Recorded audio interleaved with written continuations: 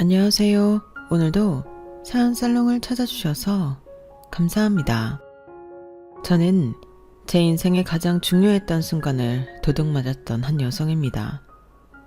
착하게 살면 호구되는 세상이라더니 그 말이 사실이라는 걸 이런 식으로 깨닫게 될 줄은 몰랐네요. 그 일이 있고 나서 한동안은 자다가도 벌떡 일어나 냉수를 펄컥펄컥 들이킬 정도로 속에서 자꾸만 천불이 났었어요. 지금은 다행히 그런 감정은 많이 무뎌지게 되었고 무엇보다도 절 그렇게 만든 인간들에게 곱절로 대갚아 주었답니다. 제가 겪었던 이 기가 막힌 이야기를 낱낱이 알려드릴게요.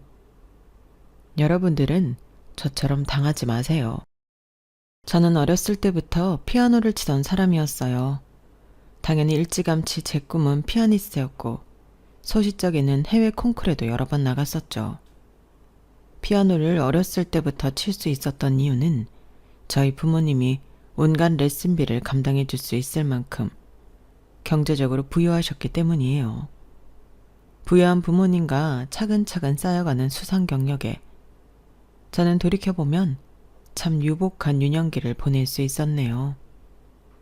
하지만 제가 막 중학교를 졸업할 당시 하루아침에 저의 행복은 사라지고 말았어요. 정확히는 저희 가족의 행복이 통째로 사라지고 만 것이었죠.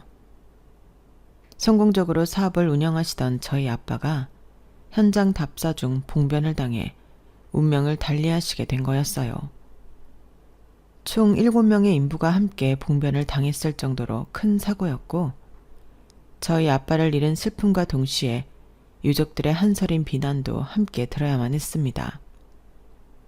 현장 인부 2명의 관리 소홀로 일어난 사고였지만 사장이었던 아빠에게도 도의적인 책임이 있다는 게 이유였죠. 사실 저희도 가족을 잃은 입장으로서 유족들의 마음이 이해가 안 가는 것은 아니었어요. 누구라도 비난하고 싶었을 겁니다. 회사는 부사장이었던 분께 운영권이 넘어가고 아빠의 유산은 상당 부분이 피해 보상금으로 빠져나갔습니다. 당시 저희 엄마는 가정주부셨고 저는 어린 학생이었기 때문에 부사장이 저희 아빠의 유산으로 보상금 처리를 하는 걸 이상하다고 생각하지 못했어요. 아주 나중이 되어서야 그게 부당하다는 걸 알게 되었지만 이미 때는 늦어버리고 말았죠. 한순간에 가세가 기울자 저희 모녀는 살던 집을 처분하고 작은 집으로 이사를 갔는데요. 저는 겨우 장학금을 받으며 다닐 수 있는 작은 예술대학을 나왔고 이후로는 피아노 교사로 일하며 사회에 정착할 수가 있었어요. 학비가 많이 드는 누구나 알만한 대학을 나오지 못했으니 고액을 받는 레슨을 진행하기도 어려웠거든요. 그러니 그저 간간히 교사 월급도 받고 따로 1대1로 어린아이들을 가르치며 소소한 레슨비를 받는 그런 평범하디 평범한 생활을 이어가고 있었답니다. 그런 제가 남편을 만나게 된 건 그 시작부터 재난이었어요. 한참 전국적으로 물난리가 났을 때 하필 그날따라 집 근처가 아닌 지대가 낮은 다른 곳에 주차를 하고 왔던 탓에 제 차가 그대로 침수가 되어버린 것이었죠. 견인되었던 차를 부랴부랴 찾아서 수리를 맡겨보니 상태가 말이 아니더군요. 이거 못 살려요. 엔진이랑 다 물 들어가가지고. 에? 아니, 저 뭐 시도고 온 것도 없고요. 침수도 진짜 조금밖에 안 됐어요. 물도 바로 빠져서 바로 데리고 온 건데 하루 만에 온 거예요. 하루 만에 왔건 이틀 만에 왔건 망가진 건 망가진 거죠. 아, 미치겠네. 아저씨, 이거 진짜 못 살려요? 어떻게든 살릴 방법만 있으면 살리고 싶은데. 큰일 날 소리 하시네. 침수된 차량 괜히 끌고 나갔다가 사고 나면 어쩌려고요. 보험 처리할 거 처리하시고 처분하세요. 괜히 한두 푼 아까워서 못 건널 간 건너지 마시고. 아저씨 제발요. 아, 안 된다고요. 그리고 왜 자꾸 아저씨래. 저 아저씨 아니거든요. 정비소 직원은 모자를 벗으며 짜증을 냈는데요. 모자를 벗으니 그제서야 제 또래로 보여 미안해지더라고요. 하지만 당시 저는 계속 미안해야 할 겨를은 없었어요. 당장 차가 없으면 레슨을 다니기도 막막했는데 새 차를 뽑을 돈은 또 없었거든요. 너무 절박했던 저는 그 직원을 붙잡고 늘어지며 제발 동네라도 타고 다닐 정도로만 수리해달라고 부탁을 했어요. 결국 그 직원은 자기가 아는 사람이 중고차 거래를 하는데 그렇게라도 방법을 알아보라며 지인을 소개해 주었죠. 덕분에 저는 비교적 저렴한 금액으로 새 차를 구할 수가 있었답니다. 원래 제가 타고 다니던 경차보다 더 구형인 경차였지만 정비소 직원이 관리가 잘 된 차라고 보증해주니 안심하고 타고 다닐 수 있었죠. 실제로 저는 그 차를 6년 동안이나 잘 타고 다녔어요. 희한한 인연이었지만 그 정비소 직원과 저는 얼마 후 연인 관계가 되었어요.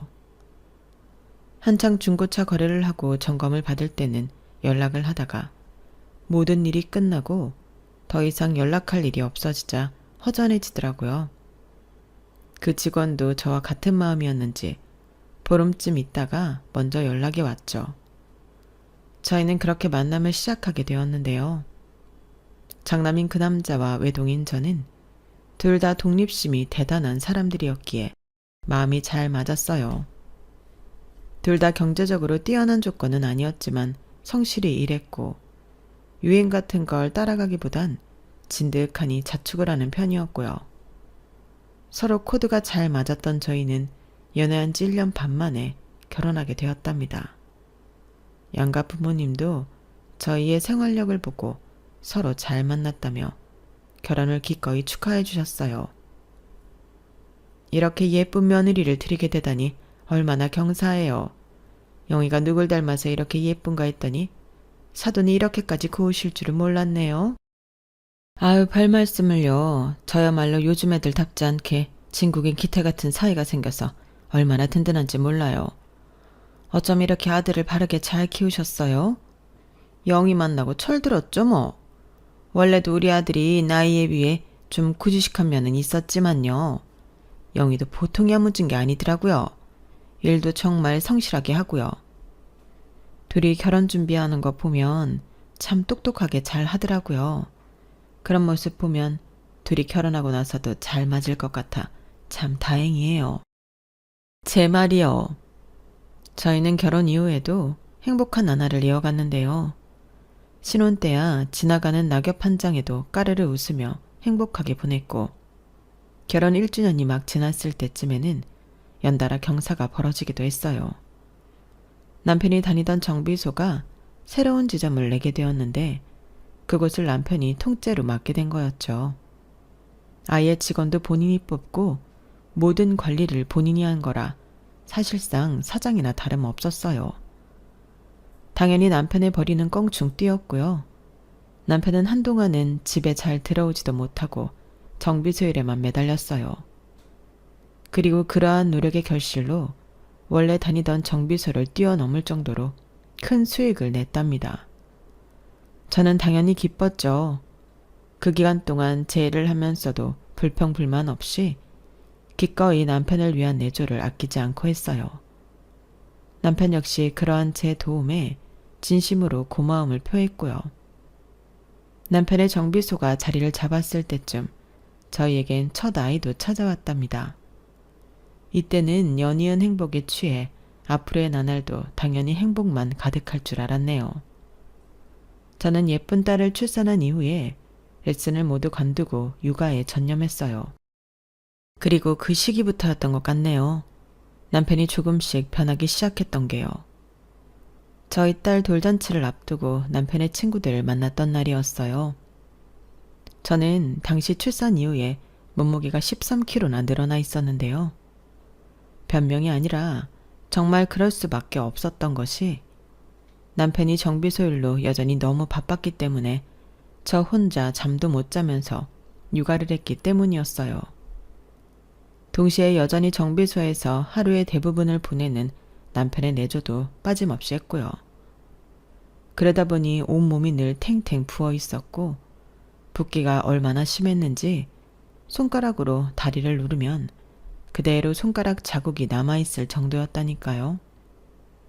그런 상황에서 남편 친구들을 만나게 되니 저는 저 나름대로 최대한 깔끔하게 단장을 하고 나간 거였어요. 그런데 남편이 친구들 앞에서 절더러 무슨 소리를 하는 줄 아세요? 요즘 우리 와이프가 얼마나 살판이 났는지 몰라. 얼마나 인생이 편하면 이렇게 살이 포동포동 올랐겠어? 야마, 아무리 그래도 재수씨한테 포동포동이 뭐냐? 니 딸 낳아준 사람한테. 그래도 재수씨 예전보다 인상이 좋아 보이긴 하네요. 남편이 갑자기 돈 잘 벌어오니까 확실히 좋긴 좋죠? 아, 뭐. 아우, 말해 뭐해. 애 낳으면서 하던 일도 전부 관뒀는데 얼마나 좋아. 맨날 집에서 놀고 먹으면서 남편이 벌어다 주는 돈 쓰면서 사는 게 말이야.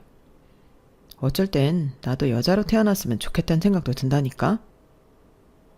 남편이 한마디 한마디 꺼낼 때마다 급격히 어두워지는 제 표정을 읽었는지 다른 친구들이 남편더러 취했다며 상황을 무마시키려고 했어요. 하지만 이미 제 기분은 상할 대로 상해버렸죠.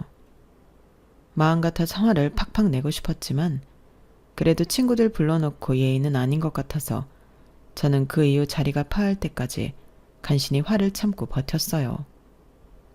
그리고 남편 친구들과 헤어지자마자 남편에게 따져 묻기 시작했죠. 당신 아까 그거 뭐야? 친구들 앞에서 말을 왜 그딴 식으로 해? 무슨 말? 집에서 편하게 산다는 둥 살쪘다는 둥 말이야. 내가 집에서 놀고 먹는 것 같아? 말이 그렇다는 거지. 뭘 또 이렇게 예민하게 반응해. 내가 예민하다고? 당신 친구들 중에 자기 와이프한테 그딴 식으로 기분 나쁜 농담하는 사람이 어딨어? 하루 종일 내보고 당신 밥이며 옷이며 준비하고 집안일하는 사람한테 놀고 먹는 식충이 취급하는 사람이 어디 있냐고. 누구라도 기분 나쁠 만한 말인데 뭐? 예민? 걔가 또 무슨 식충이 취급을 해. 나는 당신 집에서 편하게 있는 게 좋아. 내가 그러려고 돈 버는 건데. 그러니까 내가 언제 집에서 편하게 있었냐고. 막말로 당신이 재활용을 한 번을 도와준 적이 있어. 애 기저귀 한 번을 갈아준 적이 있어. 이 집이 뭐 자동으로 때 되면 청소가 되는 집인 줄 알아? 아, 알았다고 좀. 왜 이렇게 떽떽거려? 짜증나게 진짜. 버럭 짜증을 내며 막말을 해대는 남편을 보고 전 정말 큰 충격을 받았어요. 남편이 저에게 그 정도로 심하게 말하는 건 그때가 처음이었거든요. 충격을 받은 걸 뒤로하고 남편은 침실에 들어가 버렸고 저는 거실 소파에서 밤을 지새웠죠. 남편이 꼴도 보기 싫어진 저는 바로 다음 날부터 남편을 챙겨주던 모든 행동을 일체 멈춰버렸습니다. 그러자 이틀 뒤 남편이 아직도 화가 났냐며 저에게 또 짜증을 부렸어요. 저는 그런 남편을 쳐다도 보지 않고 말도 섞지 않으며 일관되게 아이만 돌봤는데요. 더 이상 자신의 짜증이 먹히지 않는다는 걸 안 것인지 남편은 일주일이 지나고 나서야 자기가 말이 심했다며 사과를 해왔답니다. 남편의 사과에 그냥 넘어가 주긴 했지만 그때 이후로 남편의 행동은 전과 다름없이 똑같았어요. 여전히 모든 집안일, 남편 뒷바라지, 아이 육아는 오롯이 제 몫이었죠. 하나 달라진 것이 있다면 남편이 더 이상 부부 동반 모임에 절 데려가지 않는다는 것이었네요. 사실 저로서는 그 시간에 집에서 30분이라도 더 눈붙이고 있는 게 낫긴 했지만 그래도 신경이 쓰이긴 하더라고요. 둘이 나누는 대화도 표면적으로만 별 문제가 없을 뿐 전과 같은 애정은 크게 식은 게 느껴졌고요. 와중에도 시간은 빠르게 흘렀고 저희 부부는 첫째 딸아이의 돌잔치를 준비하게 되었는데요. 3개월 전부터 장소를 잡고 아이 돌사진을 찍는 등 할 게 정말 많더라고요. 하지만 눈에 넣어도 아프지 않을 제 딸의 돌잔치를 준비하는 것이다 보니 저는 전보다 할 일이 많아져도 피곤한 줄을 몰랐어요. 정성을 다해서 돌잔치를 준비했고 주변 지인들도 다행히 많이 와주셔서 행복하게 돌잔치를 마무리할 수 있었죠. 한복을 반납하고 저희는 양가 부모님을 모시고 고급 한정식 레스토랑에 식사를 하러 갔는데요. 사실 일부러 신경을 써서 룸이 있는 레스토랑을 모신 데는 다 그럴 만한 이유가 있었답니다. 저희 부부가 깜짝 서프라이즈를 준비했기 때문이었어요. 이게 웬 초음파 사진이니? 이거 설마 너희 둘째 생겼니? 네, 지금 딱 12주차 됐어요. 안 그래도 자꾸 몸이 무겁다 했는데 혹시나 해서 임태기 해보니까 2줄이 뜨더라고요. 세상에 이게 무슨 경사니?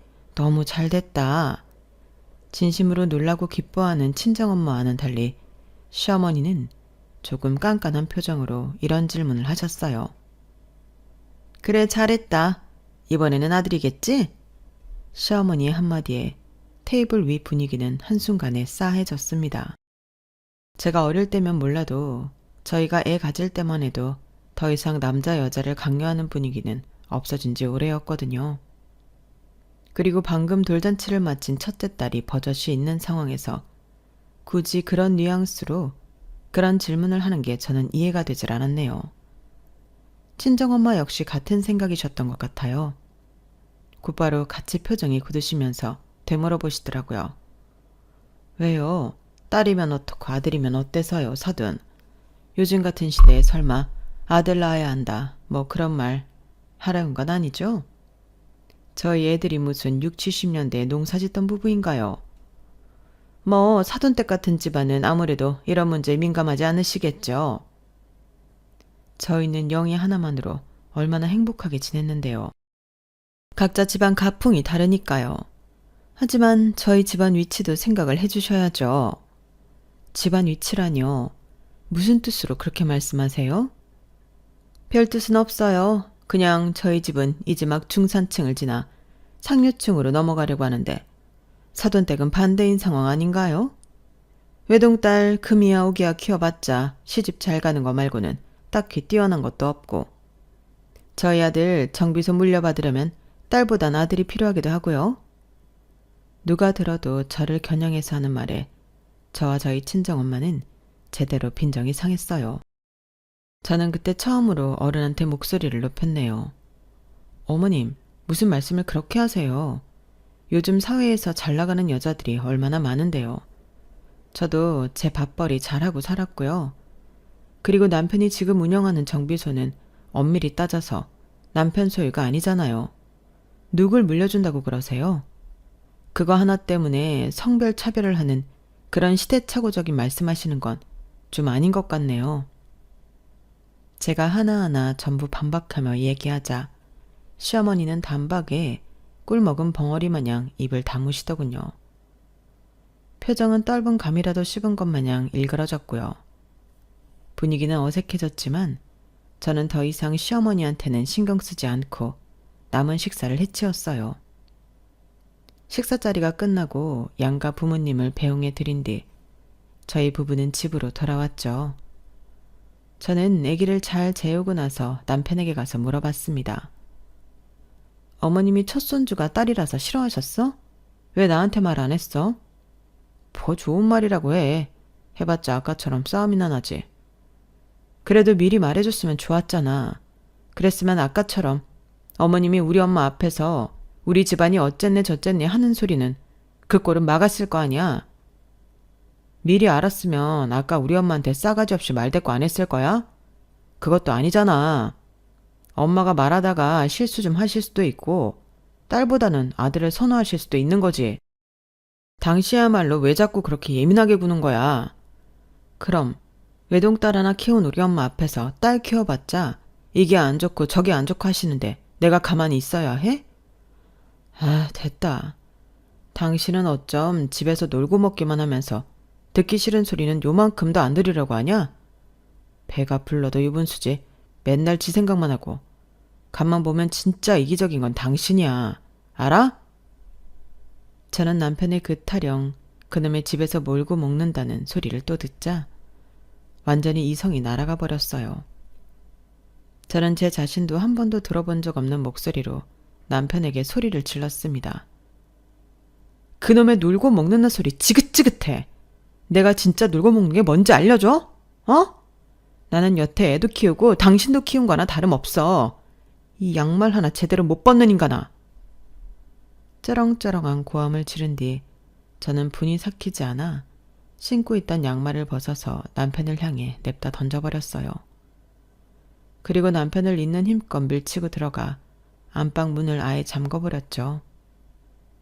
남편은 더 이상 뭐라고 하지도 않고 그대로 현관문 밖으로 나가버리더군요. 남편이 집을 아예 나가버린 뒤 저는 저도 모르게 눈물이 뚝뚝 흐르고 말았어요. 다시 안방에서 나와 아이 방으로 들어가 아이 옆에서 자면서 저는 속으로 독하게 마음을 먹었습니다. 앞으로는 집에 붙어있질 않겠다고요. 둘째 출산 이후에도 첫째 때처럼 집에서만 있지 않고 쉼터를 들여서라도 저는 다시 사회생활을 시작해야겠다고 생각했죠. 정말로 바로 그 다음 날부터 저는 쉼터를 알아보기 시작했고 약 3주 후에 아이를 돌봐줄 사람을 구할 수 있었어요. 아직 임신한 몸이었지만 저는 다시 피아노 레슨을 시작했고 적어도 하루에 4-5시간은 레슨을 하려고 노력했어요. 다행히 첫째를 낳기 전에 가르쳤던 사람들 중 몇 분이 제 레슨을 다시 들어주었고 인터넷이나 핸드폰 어플을 통해 열심히 홍보하니 금세 수강생을 채울 수 있었죠. 제가 일을 시작하니 당연히 남편 뒷바라지는 뚝 끊기게 되었고 몇 주가 흐르니 남편이 먼저 저에게 얘기 좀 하자며 다가오더군요. 계속 이럴 거야? 벌써 몇 주째 고기도 참치도 없는 김치찌개만 우려먹고 있는 거야. 그리고 왜 빨래 안 해? 빨랫감이 저렇게 쌓여있는데. 당신이 해. 빨래 그거 세탁기 버튼만 누르면 돌아가는 건데 왜 안 해? 나는 더 이상 집에서 놀고 먹지 않아서 당신까지 챙겨줄 여유가 없어. 그럼 내가 일도 하고 독박 육아도 해야 돼? 아니, 고집만 피울 게 아니라 당신 잘 생각을 좀 해봐. 당신이랑 나 둘 중에 누가 더 빨리 더 크게 성공하겠어? 당신도 더 이상 서민처럼 살지 않고 상류층으로 올라가고 싶지 않아? 그러면 선택과 집중을 해야지. 잘 되는 사람을 더 밀어줘도 모자랄 판에 각자 살겠다고 이래버리면 어떡해? 게다가 당신은 둘째도 낳아야 하잖아. 그건 내가 알아서 해. 내가 지금 나만 생각해서 돌보겠다고 설치는 것 같아? 웃기지 마. 지금 애 기저귀 값이며 분유 값이며 다 내 돈은 되고 있어. 누가 그러래. 왜 고생을 사서 하냐고. 우리 엄마도 당신 이러는 거 정말 안 좋게 보신다고. 내가 저번에 집에만 있다고 뭐라고 한 거 그거 가지고 아직도 이러는 거야? 진짜 당신도 징하다. 아, 알겠으니까 빨리 하던 대로 좀 해. 하던 대로. 싫어. 당신 못 믿어. 무슨 본인 가게 차린 것도 아니고 남의 가게 총괄로 맡았다고 상류층 어쩌고 하는 거 남들이 들으면 얼마나 우스운지 당신은 모르지. 헛바람 들어서 집에서 독박 육아하면서 당신 내조 열심히 하는 아내나 깔보고 난 이제 당신 안 믿어. 일도 절대 안 관둘 거야. 남편은 몇 번이나 절 회유하려 들었지만 저는 끝까지 단호한 태도로 일을 관두지 않겠다며 버텼어요. 결국 남편이 고개를 절레절레 흔들며 포기할 때까지요.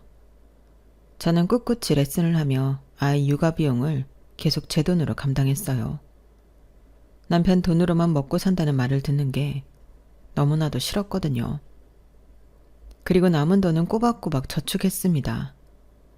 둘째를 출산하자마자 저는 결혼 전부터 비상금으로 모아두었던 적금을 깨고 모아두었던 레슨비까지 더해 아파트 상가짜리를 빌렸어요. 그런 절 보고 남편과 시어머니는 미쳤다며 기함을 했지만 두 사람이 아무리 말려도 저는 기어코 그 자리에 피아노 학원을 차렸답니다. 하지만 그 이후에도 남편과 시어머니는 정말 끈질길 정도로 저에게 학원 일을 관두라는 소리를 해대더군요. 너 애가 아직 돌도 안 지났다? 애가 둘이나 있는 옆에 내가 육아도 남편 내줘도 내팽개치고 밖으로만 나더는 경우가 세상에 어디 있단 말이냐? 얼른 학원 정리하거라. 애들 육아는 제가 전부 도맡아서 아주 잘하고 있으니 걱정 마세요. 시터님 월급도 전부 제가 충당하고 있고 여지껏 어머님께 애들 봐달라고 손 벌린 적 한 번도 없잖아요. 요즘 시부모님한테 육아 부탁 저처럼 안 하는 사람이 얼마나 드문 줄 아세요? 여자가 자꾸 바깥일 해봤자 드센 발자나 소리나 듣지. 누가 너 육아 혼자 하는 거 알아준다냐? 어머님도 제가 육아 혼자 하고 있다는 건 인정하시는 거네요. 그게 아니라 어쩜 네 시애미한테 말 한마디를 안 줘. 시어머니가 한바탕 잔소리를 하고 나면 뒤이어 남편 역시 저에게 이러쿵저러쿵하며 말도 안 되는 꼬투리들을 잡아댔어요. 누가 모자지간 아니랄까봐 맨날 하던 얘기를 지겹도록 반복하면서 말이죠. 당신 정말 이럴 거야? 자꾸 이렇게 집안일에 소홀히 할 거냐고. 아니, 애초에 그놈의 피아노 학원인가 뭐시긴가 차릴 돈은 어디서 난 거야? 그거 대출이지. 어디서 나긴 다 내가 처녀였을 적부터 열심히 모은 돈이지. 대출은 30%밖에 없어. 애들 코 묻은 돈 좀 벌자고 대출 겼단 말이야? 당신 제정신이야? 그건 적어도 내 학원이잖아. 당신은 당신 사업체도 아니면서 정비소 사무실에 얼마 썼어? 장비에 얼마 썼냐고. 거기 들어간 돈도 대출 끼고 한 거잖아. 나한테 말도 안 하고. 내가 말을 안 해. 당신이 못 들었겠지. 그리고 나는 그만큼 벌이가 많으니까 대출을 땡겨도 감당할 수가 있잖아. 나도 감당할 만큼만 대출 받은 거야. 30%만 대출 받은 거라고. 만약 이 학원이 망해도 자리 빼고 전세금 권리금으로 대출 갚으면 그만이야. 아주 잘나셨어 그래. 애도 남편도 전부 내팽개치고 돈에만 미쳐 살더니 결국 번 돈은 당신 학원 차리는 데만 고스란히 썼네. 당신 중요한 일 있을 때마다 입고 다니는 알마니 정장은 누가 사줬는데? 지금 차고 있는 벨트는 누가 차줬고? 전곡을 찌른 저의 말에 남편은 꿀먹은 벙어리가 되고 말았죠.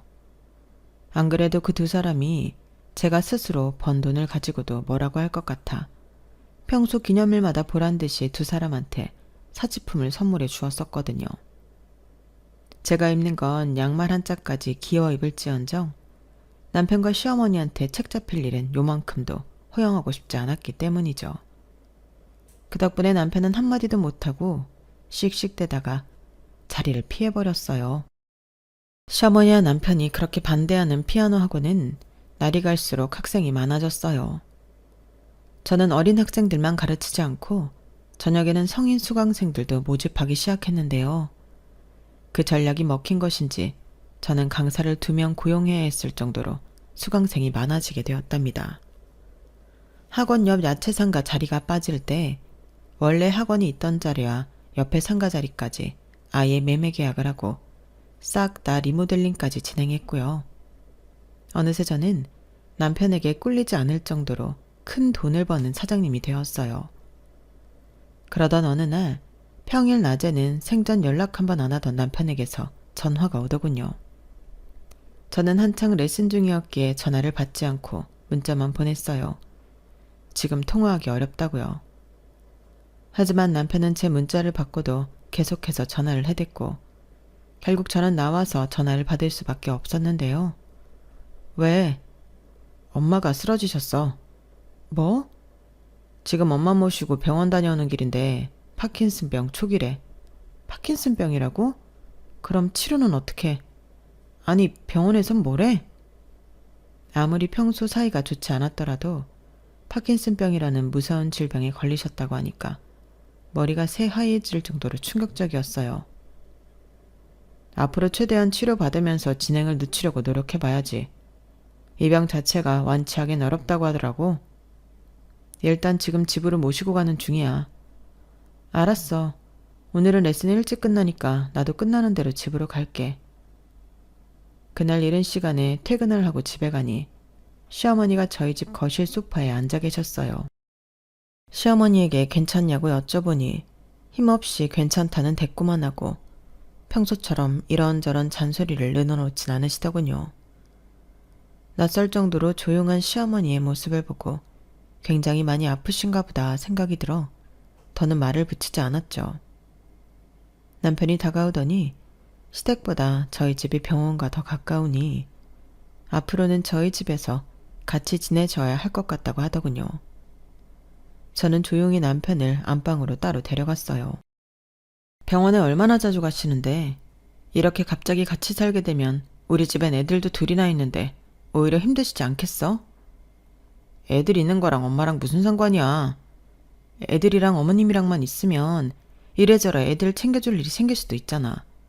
어차피 우리가 24시간 동안 케어해드릴 수 있는 것도 아닌데 차라리 간병인을 구하는 게 어때? 참나, 돈이 썩어나? 그리고 요즘 간병인 못 믿을 사람이 얼마나 많은데 남을 함부로 집에 들일 생각을 해. 어차피 아직은 초기 상태라서 혼자서 충분히 거동 가능하니까 간병인인 이런 건 나중에 생각해봐. 일단은 알겠어. 그리고 아예 그날 당일부터 시어머니는 저희 집에서 주무셨어요. 밤늦게 남편이 시댁에 다녀오면서 중요한 짐들을 한 보따리 싸왔죠. 그렇게 시어머니와의 생활이 시작되었답니다. 어느 날 갑자기 시어머니의 건강이 악화되는 것도 예상치 못한 일이었지만 시어머니와 함께하는 생활로 인해 제 인생이 송두리째 뒤바뀌게 될 거라고는 정말 예상치 못했던 일이었는데요. 처음에 저는 평소처럼 생활하려고 했어요. 아이 밥하면서 시어머니 밥 하나 더 차려드리는 정도만 빼면 크게 생활이 달라질 것도 없을 것 같았죠. 하지만 시어머니의 생각은 달랐던 겁니다. 빨래 다 마른 지가 언젠데 아직도 널어놓고 있는 게냐? 아, 다 말랐어요. 이따 저녁에 퇴근하고 갤게요. 지금 빨리 나가봐야 해서. 집안 꼬라지는 개판으로 해놓고 일하러 홀랑 나가버린다는 거야? 저렇게 머리카락이며 먼지가 버젓이 굴러다니는데 애 엄마가 되어서 게으르기 짝이 없구나. 로봇 청소기가 알아서 해줄 거예요. 제가 하는 일이 몇 갠데 게으르다니. 세상에 게으른 사람 다 얼어 죽었겠네요. 가볼게요. 시어머니는 하루 종일 거실 소파에 앉아 제 행동을 일거수일투족 하나하나 매서운 눈초리로 감시하기 시작했어요. 그리고는 제 행동 하나하나에 잔소리를 퍼부어대기 시작했죠. 시어머니 성격을 원래 모르는 것도 아니던 저는 대충 대꾸만 해주면서 귀를 아예 닫아버리고 신경도 쓰지 않았죠. 하지만 하루 종일 쉬셔서 그런가 시어머니는 기운이 얼마나 넘치시는지 지치지도 않고 매일같이 저에게 5만 가지 잔소리를 해대더군요.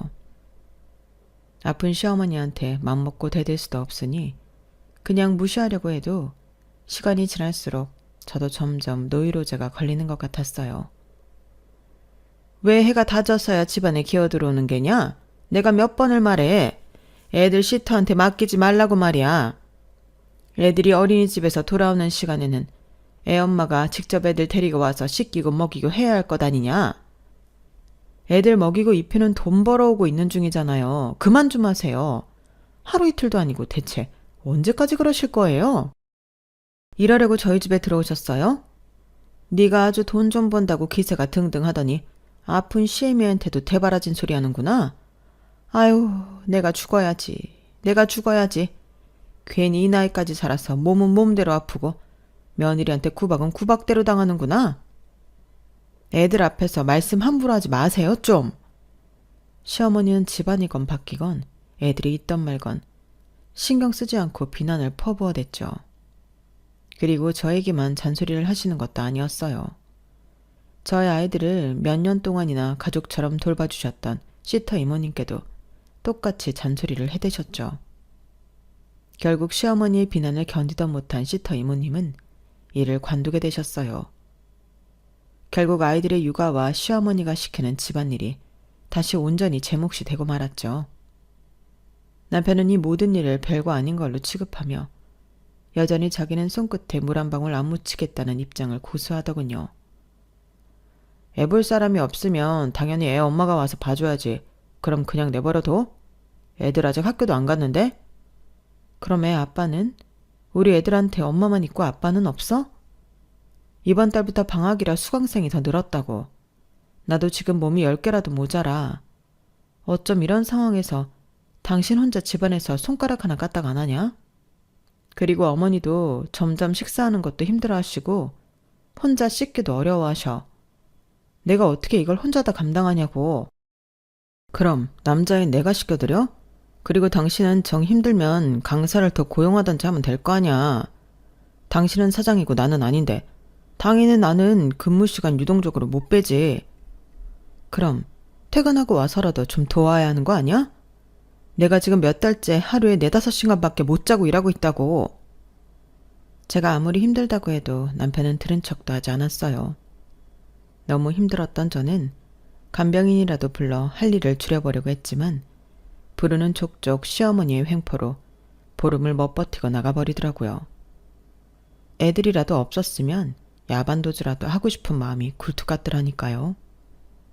잠도 제대로 못 자고 시어머니의 무지막지한 잔소리를 들으며 집안일 및 육아와 시어머니 간병까지 하다 보니 저도 어느 순간부터는 저도 모르게 시어머니가 하라는 대로 다 해드리게 되었어요. 그래야 잠시라도 그놈의 잔소리를 멈추셨거든요. 저는 어쩔 수 없이 강사를 한 명 더 뽑게 되었고 제가 직접 수업하는 시간을 대폭 줄였어요. 시어머니가 휠체어를 타신 이후로는 간병의 강도가 훨씬 심해져 너무 피곤한 날엔 밥도 제대로 못 먹고 기절하듯 쓰러져 잠들기 일쑤였죠. 그렇게 정신없이 시달리다 보니 어느새 5년이라는 시간이 흘러가 버리더군요. 저는 그 5년 동안 하루하루가 잘 기억도 나지 않을 정도로 피폐한 삶을 살았습니다. 시어머니의 악마 같은 잔소리에 어느새 애들 육아와 남편 뒷바라지를 전부 도맡아 하고 있었고 시어머니의 간병까지 해야만 했어요. 식사며 씻는 것뿐만 아니라 대소변까지 처리를 해드려야 했죠. 간병하는 과정에서도 조금이라도 실수하면 시어머니는 발작을 일으키듯 소리를 지르셨어요. 저는 자포자기한 심정으로 시어머니가 하라는 대로 모든 걸 복종하며 살았죠. 그런 일상이 계속되니 당연히 학원 원장으로서 똑바로 일하기 어려웠고 어느새부턴가 학원 수강생은 점점 줄어들고 있었어요. 생기라고는 찾아볼 수 없는 푸석한 얼굴이 평생 제 편 한 번 들어준 적 없던 남편이 봤을 때도 심각하긴 했던 모양입니다. 어느 날 남편은 웬일로 저에게 이런 제안을 해오더군요. 당신 요즘 안색이 너무 안 좋은데 하와이 여행 다녀올래? 하와이? 갑자기? 안 그래도 대표님이 저번 달 실적 좋다고 여행 보내준다고 하셨거든.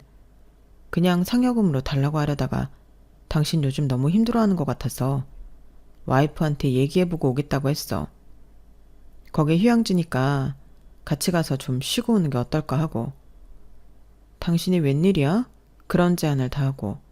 갑자기 이러니까 좀 무서운데? 이러다 엄마보다 당신이 먼저 갈 것 같아서 그래. 뭐 하와이까지 가기 좀 그러면 제주도라도 다녀오든가. 우리 신혼여행도 제주도 가서 잘 놀았잖아. 남들 다 몰디브 하와이 가는 신혼여행을 제주도 갔으니 이번에 갈 거면 무조건 하와이를 가야지. 근데 우리가 그냥 홀라당 가버려도 되나? 애들도 가는 거야?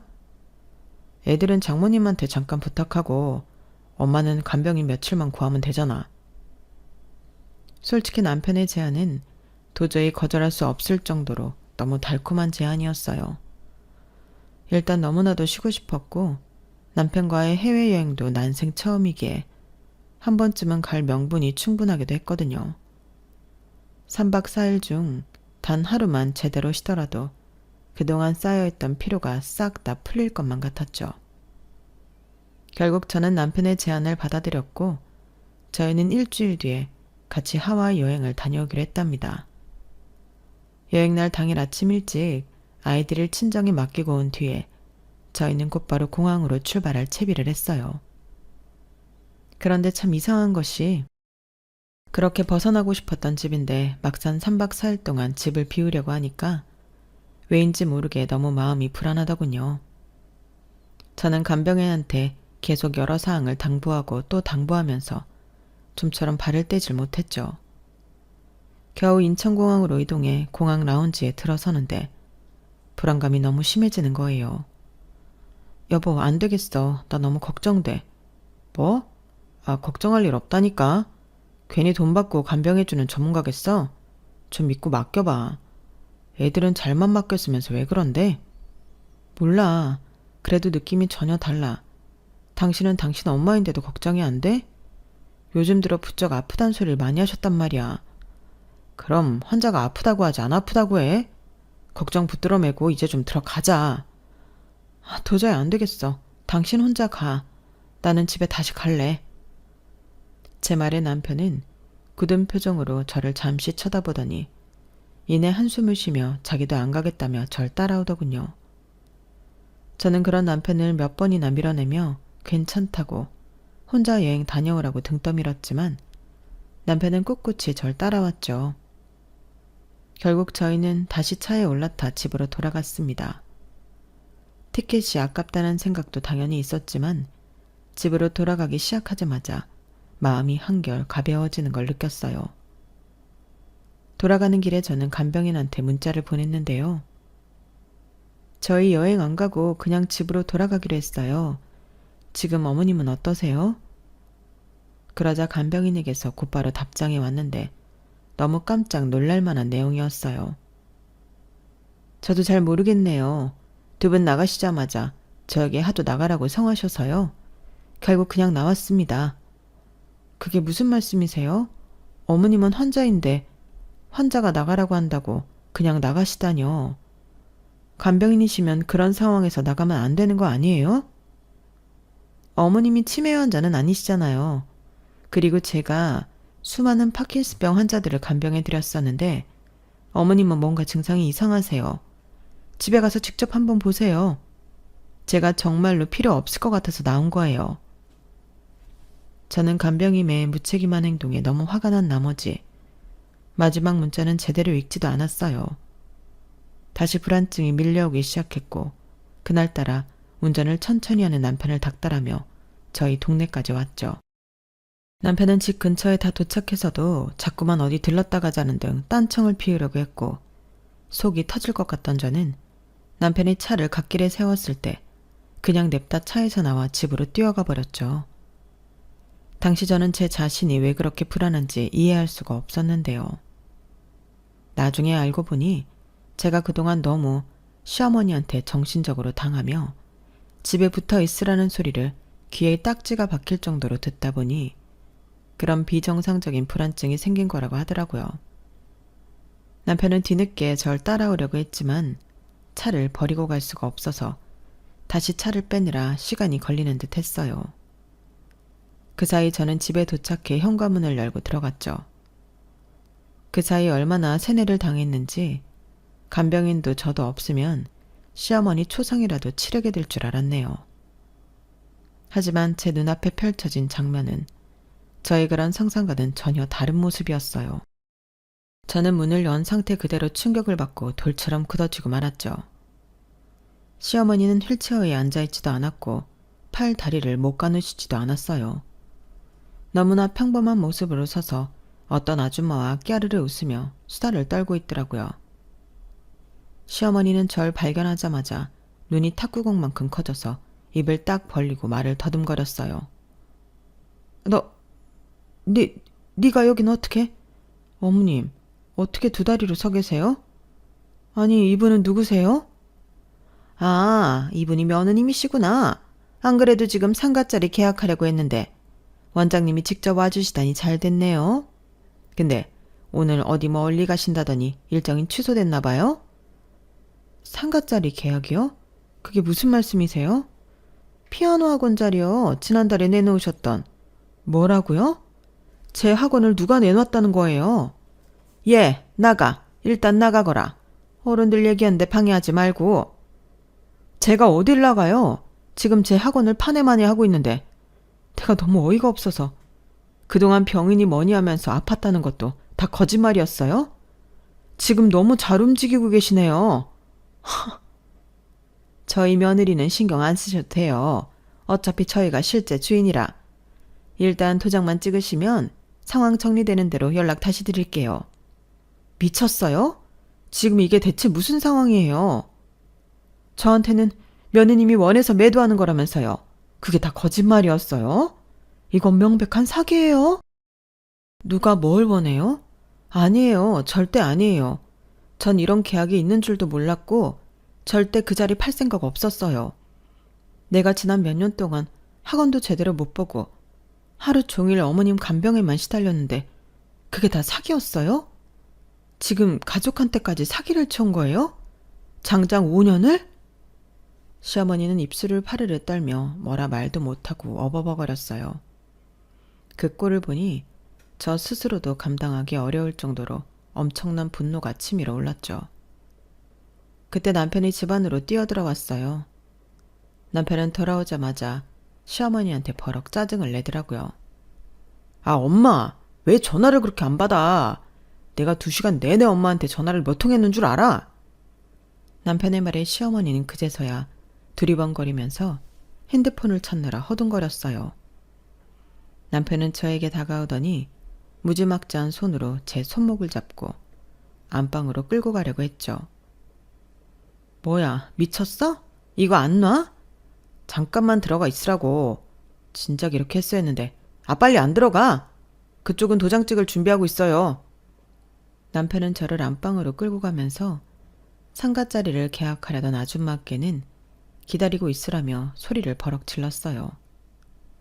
남편이 저를 힘으로 제압하려던 적은 처음이라 순간적으로 무서워진 저는 남편의 다리 사이를 발로 뻥 차버리고 겨우 그 소나기에서 벗어날 수 있었죠.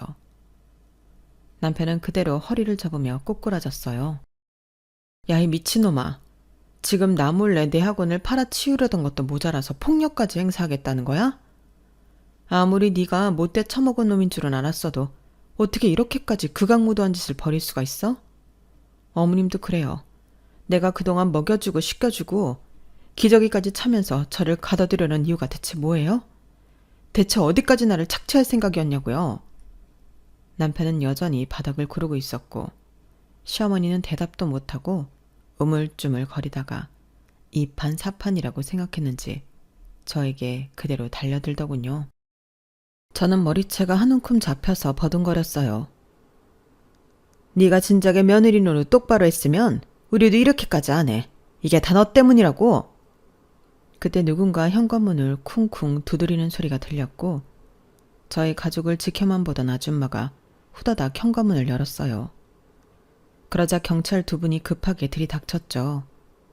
경찰들은 여전히 시어머니한테 머리채가 잡혀있는 절 보곤 후다닥 와서 시어머니를 떼어냈습니다. 아줌마는 시어머니랑 남편을 손가락질하면서 소리쳤어요. 이 사람들이 사기꾼이에요.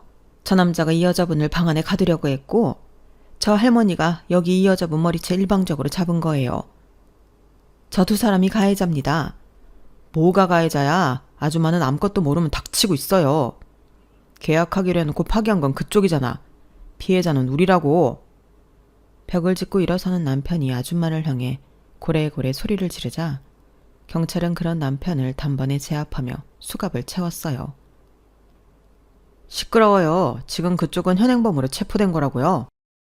여기까지 오면서 신고자분 전화로 상황을 전부 들었습니다. 서로 가서 얘기하시죠. 그렇게 남편과 시어머니는 나란히 경찰선에 끌려갔고 저와 그 아줌마도 뒤늦게 온 다른 경찰분의 인도로 뒤따라가게 되었어요. 저희 2사람은 그간의 일들을 전부 상세하게 진술을 했고 남편과 시어머니는 빼도 박도 못하게 사기와 폭행 범죄자가 되었죠. 그 뒤로 저는 정신없이 바쁘게 지냈습니다. 2사람의 그간 학대 증거를 변호사와 함께 싹싹 긁어모았고 민형사소송을 전부 진행해야 했어요. 증거는 차고 넘쳤고 2사람의 범죄 행각이 너무나 명백해 실형을 면하지 못할 정도였죠. 저는 그간 학대에 대한 피해 보상금과 양육비, 재산분할 등을 통해 새 시작을 할 수 있을 정도로 미천을 마련할 수 있었답니다. 물론 돈으로 지난 제 과거의 삶을 전부 보상받을 수는 없었지만 제 인생을 좀먹고 있던 2사람이 사라졌다는 사실로 저는 큰 위안을 얻을 수 있었어요. 아마 더 많은 돈을 받았어도 2사람이 감옥에 들어가지 않고 같은 동네에 버젓이 돌아다니고 있었으면 이렇게 마음이 홀가분할 수는 없었을 겁니다. 모든 일들이 마무리된 후 저는 집도 학원 상가도 전부 처분했어요.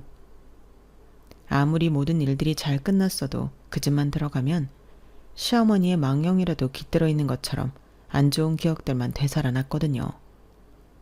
저는 아이들을 데리고 그 동네와는 아예 다른 곳으로 이사를 와서 평화롭게 살고 있답니다.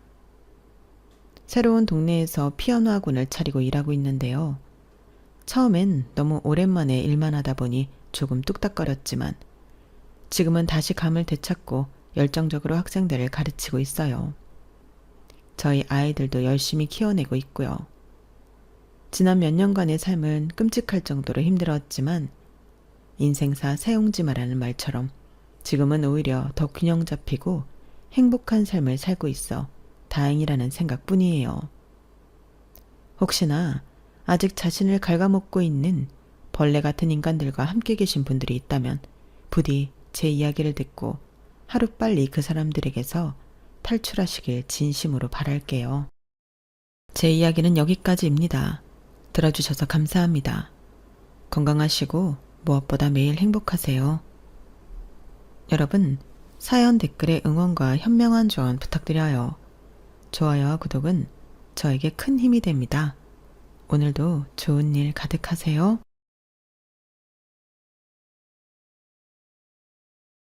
안녕하세요. 오늘도 사연 살롱을 찾아주셔서 감사합니다. 결혼한 지 4년차가 된 아이들 엄마입니다.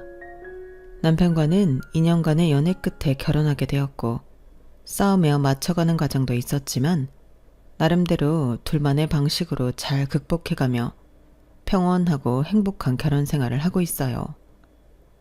시부모님도 남편도 모두 좋은 사람들이라 주변에서 넌 결혼하고 더 잘 풀리나 보다.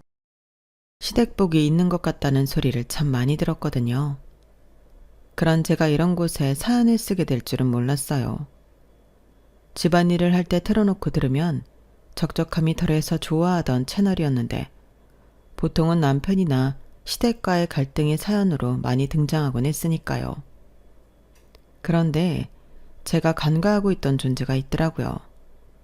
시부모님과 남편 말고도 시댁에 다른 구성원이 있다는 사실을요. 그건 바로 시동생과 동서였어요. 사실 시동생이랑은 그렇게 큰 교류는 없었어요. 연애할 때 남편이 소개해주겠다며 두어 번 같이 밥을 먹은 게 전부였죠. 짧은 만남이었으니 그새 나쁜 인상을 주기도 쉽지 않기는 하지만 시동생은 차분하고 순해 보였어요. 남편은 늘 그런 시동생을 은근히 답답해했고요. 처음 만났을 때 시동생에게 7년이나 사귄 여자친구가 있다고 전해 들었어요. 그때 저희는 연애 1년이 넘어가던 때였고 결혼을 전제로 만남을 이어가기로 했던 때였어요. 그래서인지 그렇게 오래 사귀고 있다고 하니 직감적으로 저와 가족이 될 거란 걸 알았고 이왕이면 결혼 전에 친해지면 좋을 것 같다는 생각이 들었죠. 다음에는 서방님 여자친구랑 같이 만날까? 어차피 둘도 결혼할 것 같지 않아? 그랬더니 남편이 눈에 띄게 정색을 하더군요. 무슨 소리야? 안 그러는 게 좋을걸? 그리고 우리 집에선 동생이랑 그 여자 결혼 엄청 열심히 반대하고 있어. 지금까진 결혼을 해도 형이 먼저 가야 된다는 말로 버텼는데 이제 내가 결혼한다고 하니까 부모님도 아마 얼마 못 버티실 것 같네. 왜? 왜 그렇게까지 반대하시는데? 부모님 눈엔 사람이 영 별로였나 봐. 사실 내가 봐도 어딘가 좀 쎄하고 동생이랑도 여러 번 싸우고 헤어졌다가 다시 만나고 난리도 아니었어. 그 무던하고 차분한 애가 여러 번 미치려고 했다니까? 그래? 그래도 그렇게 오래 만나는 데는 이유가 있지 않을까? 아무리 지지고 볶고 싸워도 좋으니까 만나는 거겠지 뭐. 우리도 다 그렇게 생각했지. 근데 이게 반복되니까 좀 문제가 있어 보이더라고. 아무튼 당신은 결혼하기 전까진 안 엮이는 게 좋아. 괜히 피곤하잖아. 남편이 하도 말리기에 쓸데없는 호기심은 접기로 했어요. 그렇게 시간이 흘러 결혼 날짜가 정해졌고 몇 개월 후에 뜻밖의 소식이 들려왔죠. 결국 부모님도 두 손 두 발 드셨네. 동생도 내년에 결혼한대. 뭐? 내년? 우리 결혼하는 해에? 그러니까 역시나 우리가 결혼하기만을 기다렸던 것 같더라고. 몇 년을 기다렸는데 이제 더 이상 미루면 안 된다길래 말릴 방법도 없고 해서 결국 허락하셨나 봐. 어쩔 수 없지 뭐. 자식 이기는 부모 없다잖아. 이렇게 된 거 잘 지내봐야지. 결혼 시기가 6개월밖에 차이가 안 나는 바람에 결혼 전 동서와 인사는 한번 주고받은 걸로 퉁쳤어요. 처음 본 동서는 이야기 듣던 것과는 다르게 생글생글 잘 웃고 부침성도 좋은 인상이더군요. 어머, 저랑 1살 차이밖에 안 나시는구나. 저희 친언니도 형님이랑 같은 나이거든요. 앞으로 자매처럼 잘 지내봐요. 형님도 이야기 들어서 아시겠지만 제가 이 집안 식구들은 다 꿰고 있거든요. 형님은 아직 어머님 아버님도 낯설 텐데 제가 잘 챙겨드릴게요. 어르신들이 은근히 깐깐하신 데가 있어서 비위 맞추기 여간 어려운 게 아니거든요. 어머, 그래요? 하긴 저보다는 많이 보고 지내왔을 테니까 잘 알겠네요. 잘 부탁해요. 낯도 가리지 않고 어색하지 않게 말도 잘 붙여오는 모습에 호감인 부분도 있었지만 처음부터 묘하게 저와 자신을 묶어 시댁과 선을 그으려는 모습이 보이더라고요. 그래도 그때는 둘 다 이제 막 시집 오는 입장에 며느리끼리 전우회 같은 걸 다지고 싶었나 보다 생각하고 넘어갔어요. 비슷한 처지인 저에게 마음 붙이고 더 친해지고 싶어 그럴 수도 있겠다고 생각했거든요. 그래서 처음엔 저도 잘 받아줬어요. 수다스러운 성격이 피곤할 때도 있었지만 그만큼 분위기 메이커이기도 했거든요.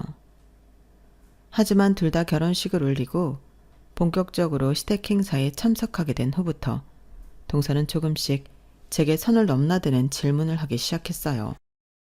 형님은 근데 한 번도 어머님 아버님한테 결혼 반대 안 당하셨어요? 어른들이 막 좋아하실 스타일은 아닌 것 같은데? 어른들이 좋아할 스타일이 뭔데? 내가 그렇게까지 발랑 까진 스타일은 아니지 않나? 아니, 막 청순하고 참해 보이는 스타일은 아니시잖아요. 같은 여자들끼리는 딱 보면 아는 기가 좀 센 느낌? 형님은 요즘 기 세다는 말이 나쁜 뜻 아닌 거 아시죠? 은근히 기분 나쁜 말로 괜히 사람 심기를 건드리기도 했고. 형님, 근데 뭐 하나만 여쭤봐도 돼요? 이건 정말 궁금해서 그래요. 뭔데? 혹시 형님네 결혼하실 때는 어머님 아버님이 얼마나 보태주셨어요? 어? 동서, 아무리 그래도 뭐 그런 걸 물어봐. 궁금해도 물어볼 게 있고 안 물어볼 게 있지. 우리끼리인데 뭐 어때서요? 어머님 아버님 성격에 그렇게 형제 차별해서 지원해 주시지 않았을 것 같은데 그렇게 예민하게 반응하실 필요 없어요. 나쁜 뜻으로 물어본 거 아니에요. 뜻이야 어쨌든 내가 고지고대로 대답할 이유는 없을 것 같아. 예민한 부분이라 예민하게 반응한 거고 대답 들어서 서로 좋을 거 없잖아. 솔직히 그렇게 이야기하고 다닐 만큼 지원을 받지도 못했어.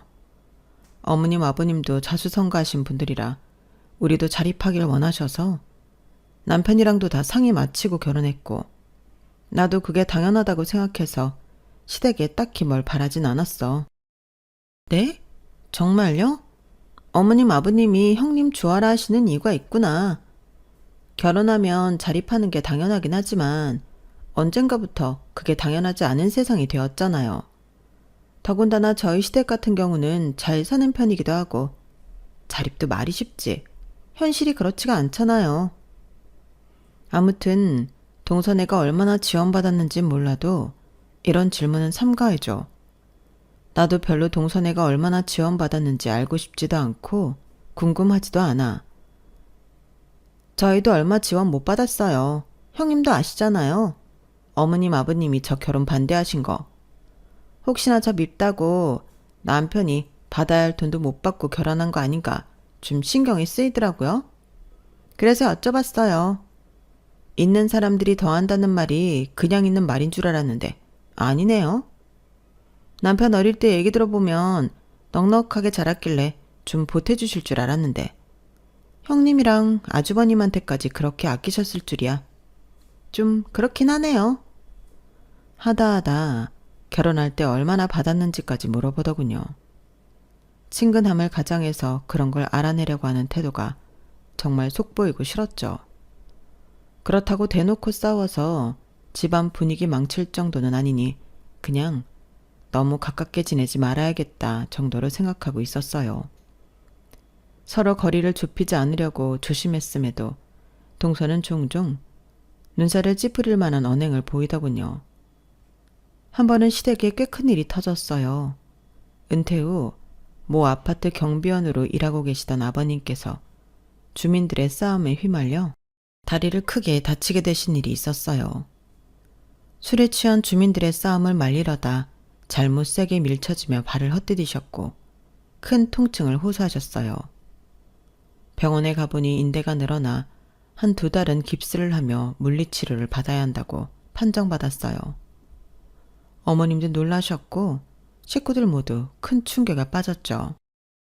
아버님, 당분간 일은 쉬셔야겠어요.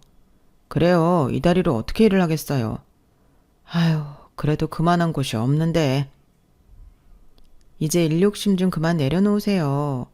아버지 연세에 그렇게 악착같이 일하실 필요도 없잖아요. 에휴, 그래도 계속 들어오는 돈이 있어야 내가 이 사람 맛있는 거라도 한번 더 사주고 하는데. 됐어요. 맛있는 거는 무슨.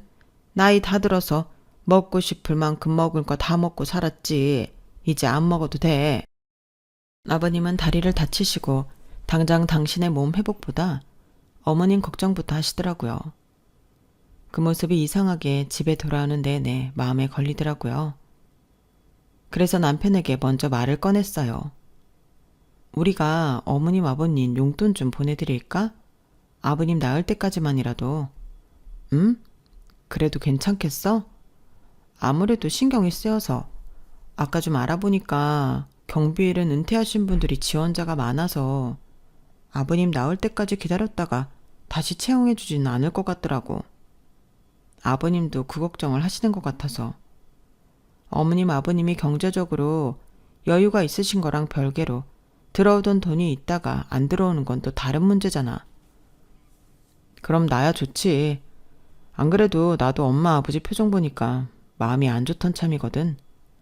너무 부담되지 않는 선에서 용돈 보내드리자. 그렇게 남편과 저는 합의하에 아버님이 다리를 회복하시고 다시 일을 구하실 때까지 매달 30만 원씩 시부모님께 용돈을 챙겨드리기로 했어요. 그렇게 된 지 2달이 좀 넘었을 때였어요. 아버님을 병원에 모시고 가는 날 시댁 식구들이 모여서 맛있는 것을 사들고 방문했어요. 어머님, 아버님이랑 챙겨 드실 간식 좀 사왔어요. 동네에서 줄 서서 먹는 화과자집인데 모양도 너무 예쁘고 맛있더라고요. 아유, 고마워라. 이런 거 비쌀 텐데 뭐 이런 걸 다 사와. 매달 용돈 보내주는 것만 해도 고마워 죽겠는데. 그 돈은 아버님이랑 따로 맛있는 거 사드시면 되죠. 맛있게 드셔주시면 그걸로 충분해요. 이런 이야기를 나누는데 옆 얼굴에 엄청나게 따가운 시선이 느껴지더군요. 무심코 돌아보니 동서가 눈을 엄청나게 크게 뜨고 절 쳐다보고 있었어요. 입 밖으로 꺼내진 않았지만 용돈이라는 말에 놀란 모양이었어요. 어머님과 이야기가 끝나자마자 동서가 잠시 할 말이 있다며 저를 끌고 가더군요. 처음에는 왜 상의도 없이 우리끼리만 용돈을 보냈냐고 물어보려는 줄 알았어요. 형님, 아니 용돈이라니 그게 무슨 얘기예요? 저희야 당연히 작은 집에 부담을 주기 싫어서 그랬던 거라 우리끼리 조용히 적은 금액으로 보내드리려고 했다고 대답은 다 준비해둔 상태였죠. 그런데 동서는 예상과는 전혀 다른 소리를 했어요. 형님이 아주버님이랑 그렇게 용돈을 보내드리면 저희 집은 뭐가 돼요? 애 키우기도 빠듯한데 무슨 어머님한테 용돈까지 보내요. 미리 얘기 못한 건 미안해. 그런데 얘기하면 동선에도 괜히 보내야 할 것 같은 기분이 들까봐 안 했어. 부담 주기 싫어서. 네, 그건 알겠어요. 그런데 이런 거는요. 좀 해드리고 싶어도 서로를 생각해서 안 하는 게 맞는 거죠. 저희 부담될까봐 걱정해 주신 건 고마운데요. 저는 그냥 형님이 답답하고 걱정돼서 그래요. 난 동서 말이 이해가 안 되는데 뭐가 답답하고 뭐가 걱정된다는 거야? 저희 부부 입장이 곤란해진다는 거죠. 그리고 형님도 애 키우느라 드는 돈도 많을 텐데 뭐하라 그러세요? 착해도 너무 과하게 착하신 거 아니에요? 아버지 깁스해봤자 몇 개월 뒤면 푸실 거고 아버님 성격에 일 바로 다시 구해서 시작하실걸요? 우리 처지를 생각해 보세요. 모아놓은 재산 많은 분들도 잠깐 이신다고 저렇게 불안해하는데 우리는 딱히 이렇다 할 재산도 없잖아요. 우리가 아무리 열심히 일하고 모은다고 시댁만큼 잘 산다는 보장도 없잖아요. 그런 마당에 먹고 살 만한 분들한테 용돈을 보내드린다고요? 뭐 그런다고 어머님 아버님이 형님한테 조금이라도 더 재산 챙겨주실 것 같으세요? 제가 봤을 땐 절대 그런 분들 아니니까 꿈 깨시고 현실적으로 생각하세요. 아니 동서, 지금 대체 무슨 소리라는 거야? 내가 아버님 어머님한테 재산 한 푼 더 받아보려고 이런다는 거야? 어떻게 사람 성의를 그런 식으로밖에 생각 못해? 재산 주신다고 하면 감사히 받겠지만 애초에 그거 생각하고 당장 나갈 돈 쓰는 사람이 어딨겠어. 난 그냥 아버님 다치고 일 못 나가게 되시니까 어머님 맛있는 거 한 번 더 사줘야 하는데 하고 마음 안 좋아하시던 모습 생각나서 맛있는 거 마음껏 드시라고 용돈 드리는 것 뿐이야. 그렇게 서로 부담되는 금액으로 드리는 것도 아니고.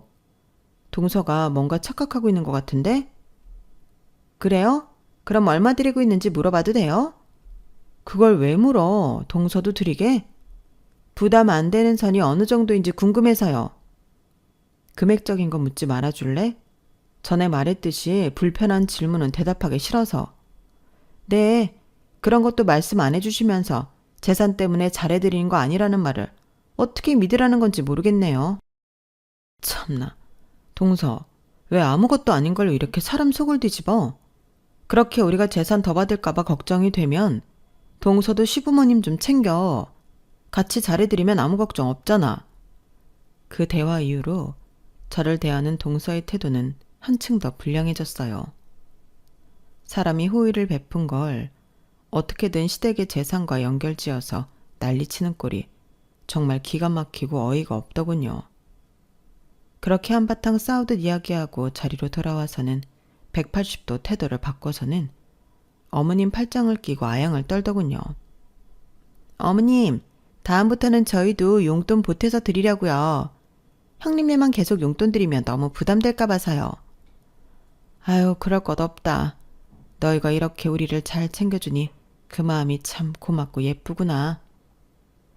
동서가 보란 듯이 아양을 떨길래 대체 시부모님에게 얼마나 보내려나 좀 궁금해지긴 하더라고요. 그날 이후로 동서는 시댁 모임이 있을 때마다 꼭 그 용돈 언급을 하곤 했어요. 어머님, 지난달에 보내드린 용돈은 잘 쓰셨어요? 뭐 하셨어요? 맛있는 거 사드셨어요? 그럼 잘 쓰고 있다. 그런데 너희가 보내주는 돈을 막 쓰기가 어려워서 쓰고 남는 건 모아두고 있어. 어머, 뭘 또 모으고 그러세요. 막 쓰셔도 되는데. 하긴 두 집에서 보내는 거니까 금액이 좀 되기는 하죠? 순간 그때 어머님 표정이 미묘하게 변하는 걸 읽었어요. 왜 그러시지 싶긴 했지만 너무 짧은 순간이라 제 착각이었나 싶더군요. 그 후로는 금방 대화 주제가 바뀌어 그 일을 한참 동안 잊고 있었어요. 그런데 몇 주 뒤 어머님과 대화를 하다가 우연히 어이없는 사실을 알게 됐어요. 얘야, 이런 걸 묻기가 좀 뭐하다마는 내가 궁금한 게 있어서. 네 어머님, 말씀하세요. 너희랑 둘째네랑 같이 용돈을 보내주고 있다고 들어서 혹시 전에 혼자서 용돈 보내줄 때는 부담이 많이 됐었니? 생각할수록 조금 미안해서. 네? 아니에요 어머님. 그렇게 부담될 금액 같으면 드릴 생각도 못했죠. 남편도 저도 일하고 있는데 30 정도면 부담될 금액은 아니죠. 더 못 드려서 오히려 죄송한 마당이에요. 그럼 지금은 그 돈을 둘째네랑 나누고 있다는 거지? 네? 아니요. 동선에는 따로 보내드리고 있는 거 아니었어요? 저희는 전에 보내던 대로 보내드리고 있는 거고요. 그래? 지난번에 둘째 며느리가 돈을 많이 보내니 남지 않냐고 묻길래 조금 의아해서. 둘째는 너한테 돈을 보내서 두 집이 합쳐서 내기로 했다고 하던데? 사실 30만 원이 그렇게 금액이 크다고 표현하기엔 조금 애매하지 않니? 그래서 좀 이상한 생각이 들어서. 좀 불편하긴 해도 이런 건 내가 확실하게 알아두는 게 좋을 것 같아서 물어보게 됐구나.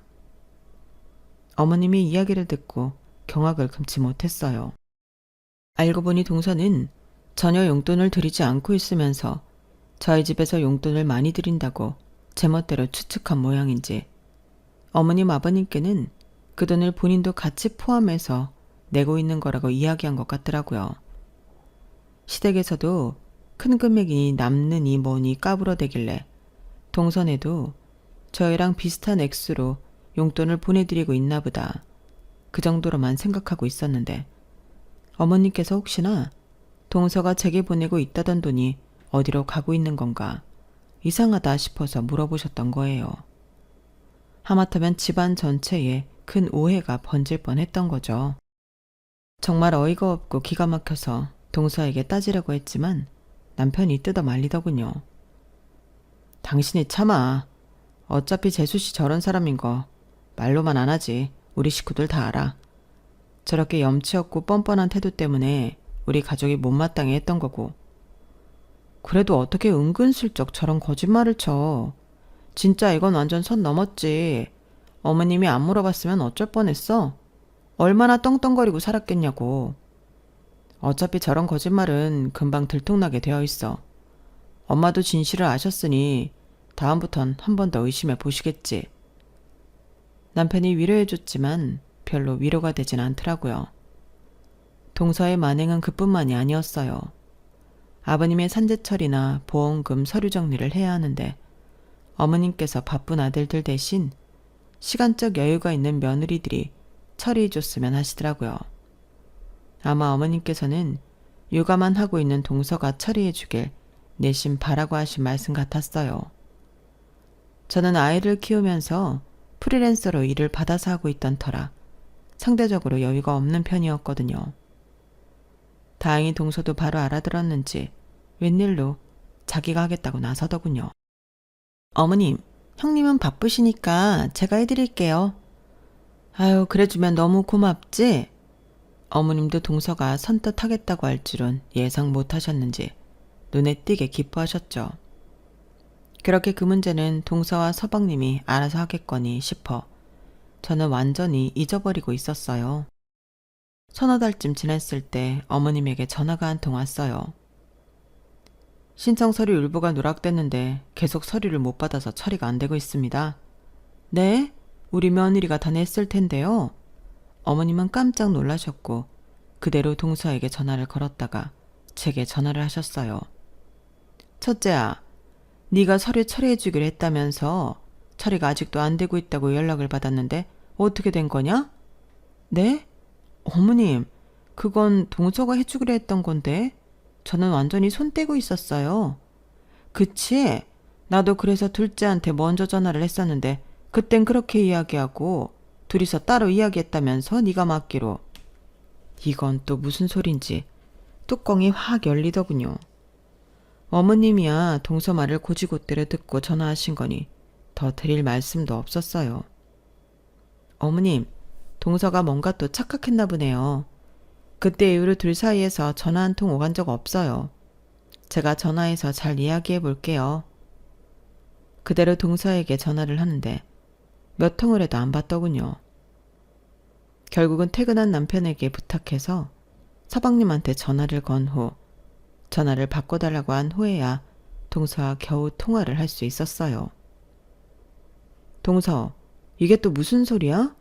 서류 처리를 내가 하기로 했다고 말씀드렸다면서 무슨 그런 거짓말을 쳐?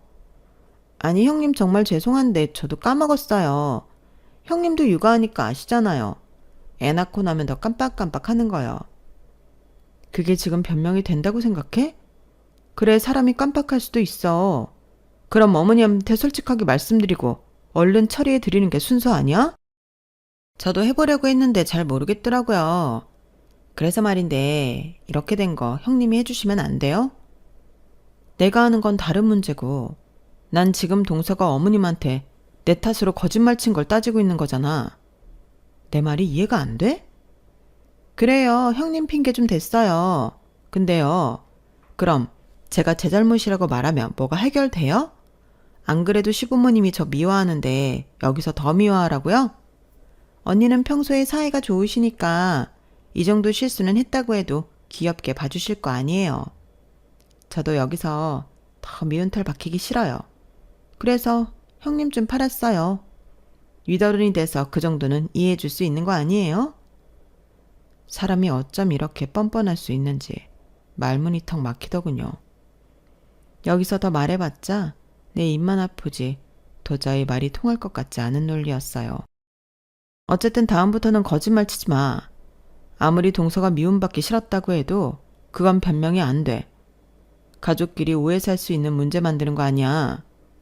이번 일은 어머님한테 잘 말씀드릴 테니까 이번엔 정말 책임감 가지고 동서가 처리해. 동서는 그렇게 좋게 끝내려는 와중에도 대답이 없더라고요. 설마 이대로 안 하겠어 싶은 마음에 애써 모른 척하고 있었어요. 그런데 나중에 남편에게 듣기로는 결국 서방님이 짬을 내서 다 처리를 했다고 하더라고요. 참 서방님도 고생이 많겠다 싶었죠. 그쯤 되니 동서에 대해서는 어느 정도 포기를 하게 되더라고요. 여기서 더 실망할 것도 없다고 생각하던 중에 놀랍게도 더 실망할 일이 생겼어요. 아유, 조금 있으면 큰형님 팔순인데 다리가 아직도 이래서 갈 수 있으려나 모르겠네. 아버님께서는 연세 차이가 나는 큰형님이 계셨어요. 큰아버님 팔순잔치에 시부모님이 참석하기로 했는데 아버님이 다리를 다치시는 바람에 대중교통을 타고 이동하기가 애매해진 상황이었죠.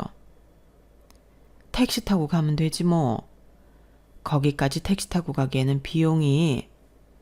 시부모님께서 다리 때문에 곤란해하는 모습을 보니 도와드리고 싶은 생각이 들더라고요. 아버님, 큰아버님 댁에 가시기로 한 날짜가 언제세요? 제가 모셔다 드릴게요. 뭐? 아유, 안 그래도 된다. 너도 바쁜데. 게다가 이런 모임에 며느리 데리고 왔다고 하면 다들 보고 싶어 할 텐데 요즘은 며느리들한테 그러면 안 된다고들 배워서 일부러 어른들끼리만 모이기로 한 건데 불편하게 안 와도 된다. 그래도 이렇게 불편하신데 어떻게 다니시려고요? 저희 집에서는 그렇게 먼 거리도 아니니까 모셔다 드릴게요. 그런 대화를 나누는데 동서가 내내 좌불안석이더군요. 왜 저러나 싶어 쳐다봤다가 눈이 마주쳤는데 갑자기 동서가 나서더군요. 그럼 제가 할게요.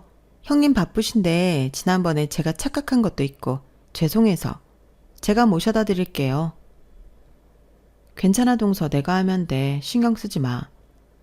그래, 가족끼리 착각할 수도 있지. 그 일은 마음에 담아두지 마라. 그렇게 이야기하고 끝나는 줄 알았지만 동서가 저를 구석으로 끌고 가더군요. 형님, 이건 제가 할게요. 솔직히 제 입장이 좀 그렇잖아요. 한번 기회를 주세요. 그렇게까지 말하니 이걸 끝까지 제가 하겠다고 우기기도 뭐해서 그냥 그러라고 했어요. 어머님께 동서가 픽업하기로 했다고 말씀드리니 뭔가 못마땅해하는 눈치셨지만 거기서 뭔가를 더 어떻게 하긴 애매하셨는지 알겠다고만 하시더라고요. 그런데 그날 정말 황당한 일이 일어났어요. 느긋하게 일어나 아이 식사를 준비하고 있었는데 갑자기 동서한테 전화가 오더라고요. 형님, 정말 죄송한데 지금 집이세요? 왜? 저 지금 어머님 아버님 모시고 큰 아버님 댁에 가고 있는데요. 아이가 갑자기 아프다고 해서 돌아가 봐야 할 것 같아서요. 뭐라고? 그럼 어머님 아버님은 어떡하고? 마침 제가 가는 길에 지금 형님네 동네 근처거든요. 혹시 형님이 모셔다 드릴 수 있으세요? 이렇게 갑자기 이야기하면 나도 곤란한데. 아무튼 알겠어. 애가 아프다는데 어떡해. 우리 집 주소 알지? 근처로 와서 주차시켜줘. 장소 알려주면 바로 갈게. 아이가 얼마나 아프고 위급하길래 그럴까 싶어서 그땐 동서를 의심해볼 생각은 해보지도 못했어요. 아이는 옆집 친한 동갑내기 아이 엄마에게 잠깐 부탁했어요. 동서가 차를 주차하자마자 급하게 내렸고 제가 바통 터치를 받아서 어머님 아버님을 모셔다 드렸죠. 결혼 이후로는 뵌 적 없던 큰아버님 팔순잔치라 며느리가 여기까지 왔다고 하는데 어른들께서는 저를 보고 싶어 하셨어요. 저도 딱히 뺄 생각은 없어서 다 같이 즐겁게 시간을 보내다가 왔어요. 다들 다정하게 대해주셨고 오랜만에 뵙는 거라 반갑더라고요. 그렇게 어머님 아버님을 다시 집까지 모셔다 드렸어요. 네 덕에 정말 편하게 시간 보내다 왔구나 정말 고맙다. 그러니까 너 아니었으면 우린 거기까지 가는 거 꿈도 못 꿨을 텐데. 너무 갑작스러운 일정에 정신이 없긴 했지만 어머님 아버님께서 좋아하시는 모습을 보니 뿌듯하더라고요. 그렇게 얼마나 시간이 지났을까요? 시댁 식구들이 모여있는 가족 단톡방에서 다음 시댁 모임 장소를 정하다가 갑자기 우리 동네 이야기가 나왔어요. 형님, 저 얼마 전에 형님의 동네에 새로 생긴 카페 놀러 갔다 왔는데 엄청 좋더라고요. 대형 카페라 가족들이 오래 편하게 머물기 좋을 것 같고요. 그러면서 그 카페에서 찍은 사진들을 막 보내주는데 한 사진에서 눈이 멈췄어요. 필름 카메라로 찍은 사진 한쪽 구석에 날짜가 박혀 있더라고요. 큰아버님 팔순 잔칫날이었어요. 그걸 깨닫고 사진을 다시 보니 잠깐 봤던 거지만 사진 속 동서의 옷이 그날 입은 연한 핑크 블라우스랑 같은 옷이더라고요. 어이가 없고 기가 막혔지만 차마 어머님 아버님이 다 보고 계신 곳에 말을 할 수가 없어서 그대로 지나갔어요. 진짜 동서는 상종 못할 인간이다. 어떻게 이럴 수가 있어? 역시 어른들 눈이 많네. 엄마 아빠가 그렇게 반대하신 이유가 있었어. 그럴 거면 처음부터 당신이 가게 냅두지. 자기 이미지는 챙기고 싶고 막상 우리 부모님 위해서 희생하고 싶지는 않고. 대체 뭐 하는 짓이야 저게? 그러니까 나한테 결혼하자마자 시댁에서 얻어갈 거 없으니 잘할 필요 없다고 하더니 어머님 아버님이 나한테 재산 조금이라도 더 줄까봐 불안한가. 내가 조금만 시부모님한테 잘해드리려고 하면 엄청나게 경계한다니까? 진짜 피곤하게 산다. 우린 최대한 엮이지 말자. 남편과 그렇게 욕이라도 실컷 하고 나니 속이 조금 시원해지는 듯 했어요. 그러던 어느 날 정말 시댁에 큰 위기가 닥쳤어요. 여보, 우리 엄마가 뭐라고? 어머님께서 장을 보러 다녀오시는 길에 교통사고가 나신 거예요. 사고가 꽤 크게 난 건지 어머님께서는 의식을 잃으셨고 바로 큰 병원에 입원하셨어요. 사고 충격으로 뇌출혈이 있었고 수술로 급성출혈은 막았지만 의식 장애가 생긴 상태라고 하더군요. 가족들 모두 큰 충격에 빠졌고 두 집에서 돌아가면서 간병을 하기로 했어요. 남편들과는 이야기를 다 끝낸 상태인데 동서가 또 슬쩍 와서 그러더군요. 형님, 저희 또 너무 그렇게 열심히 하지 말아요. 저희 살기도 빠듯한데 너무 힘들잖아요. 언제 깨어나실지도 모르고. 어차피 아버님이 여기 지키실 거잖아요. 아버님도 다리 회복한 지 얼마 안 되셨는데 불편하게 어떻게 계속 여기서 계셔. 집에 계시라고 하고 우리가 자주 들여다봐야지. 동서, 아무리 그래도 이런 중요한 문제에서까지 그러면 어떡해? 같이 하기로 한 거 책임을 가지고 해야지.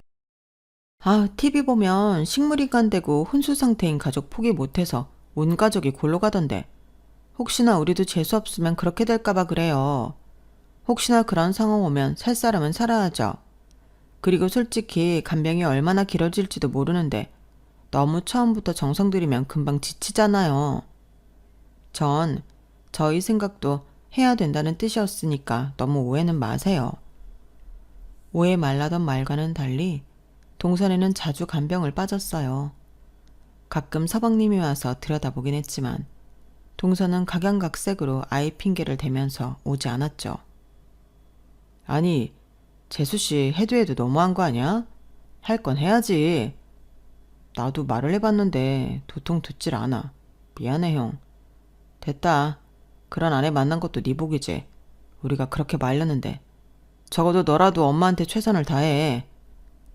간병은 워낙 예민한 문제다 보니 동서의 무책임한 태도는 결국 형제들 간의 싸움으로까지 번졌어요. 우리가 이해하자. 서방님도 얼마나 답답하시겠어. 어머님 쓰러지셔서 제일 아픈 사람 중 하나일 텐데 아내가 저러고 있으니 너무 닥달하지 마. 솔직히 처음에는 저도 희망적이었어요. 수술은 잘 되었다고 해서 2, 3주 정도 열심히 간병하다 보면 어머님께서 깨어나겠지 싶었거든요. 하지만 어머님은 한 달이 훌쩍 넘어가도록 깨어날 기색이 안 보이셨어요. 아버님은 저희에게 티는 내지 않으려고 하셨지만 눈물을 훔치는 모습을 자주 보이기 시작하셨고 가족 전체가 우울한 분위기에 빠졌죠. 그런 와중에도 동서는 온통 재산 생각뿐이었어요. 형님, 어머님 돌아가시면 일단 모든 재산이 아버님한테 가는 거죠. 그럼 우리가 아버님 잘 구슬려서 어느 정도는 받는 게 낫지 않을까요? 동서는 무슨 어머님 깨어나실 수도 있는데 그런 소리래. 아니, 현실적으로 생각하는 거죠. 언제까지 희망만 갖고 살 수는 없잖아요. 최악의 상황도 대비해야죠. 간병도 그렇게 다 빠지고 게을리하면서 벌써부터 어머님 재산 어떻게 받아낼까만 궁리하는 거야? 그것도 어머님 앞에서. 아무리 의식이 없다고 해도 그렇지 나중에라도 알게 되시면 정말 기가 차시겠다. 더 이상은 못 들어주겠어서 일침을 가하니 아차 싶었는지 그제서야 입을 꾹 다물더군요. 그건 어머님이 깨어나셨을 때나 얘기고요. 가만 보면 형님은 참 답답하세요. 사회생활도 해본 분이 왜 이렇게 순수하신지. 벌써 한 달이 넘었는데 안 깨어나시는 거 보면 몰라요. 갑자기 어머님이 기적처럼 깨어나실 것 같아요. 드라마를 너무 많이 보셨다니까. 그럼 형님은 그렇게 가만히 계시다가 아무것도 받지 마세요. 아버님은 저 혼자 구슬려 볼 테니까. 나중에 재산 저희한테 다 뺏기고 억울해하지나 마세요. 기회가 있을 때 잡으셔야죠. 시부모님한테 잘해드릴 필요 없다고 제가 몇 번을 말해요. 그래서 그랬어? 어머님 아버님 나한테 던져두고 우리 동네에서 한가하게 커피나 마신 거 내가 모를 줄 알았니? 바보처럼 자기 무덤 파는 게 누군데. 머리가 나쁘면 가만히나 있어. 그날 얘기를 하니 깜짝 놀랐는지 살짝 당황하는 얼굴이 볼만하더군요. 하지만 역시나 동서는 동서답게 금방 표정을 다시 뻔뻔하게 굳혔어요. 그래서요? 어차피 형님은 효도하는 거 되게 좋아하시잖아요. 그날 즐거우셨다면서요. 서로 즐거우면 된 거 아닌가? 그리고 전 아버님 설득해서 어머님 보내드릴 거예요. 이렇게 누워서 가족들 집만 되는 거 어머님도 원치 않으실걸요? 뭐라고 동서? 지금 동서가 무슨 말하고 있는지 알기는 해? 아버님이 설득한다고 설득이 되겠어? 모르죠. 아버님도 매일 우울하고 지쳐 보이시던데. 이렇게 살 바엔 깔끔하게 보내드리고 새 인생 사는 게 아버님도 낫지 않겠어요?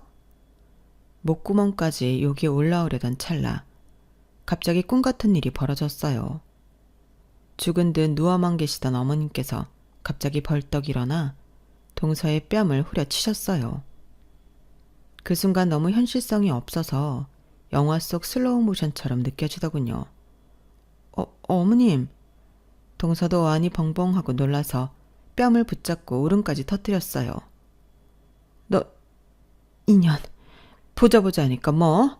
보내드리고 새 인생을 살아? 어머님 어떻게 되신 거예요? 의식이 돌아오신 거예요? 너무 당황해서 어버버거리는 거 말곤 저도 할 수 있는 게 없었어요. 어머님은 잔뜩 화난 얼굴로 동서를 노려보다가 제 손을 꼭 잡아주시더군요. 의식 되찾은 지는 조금 됐다. 그런데 내가 꼭 확인해보고 싶은 게 있어서.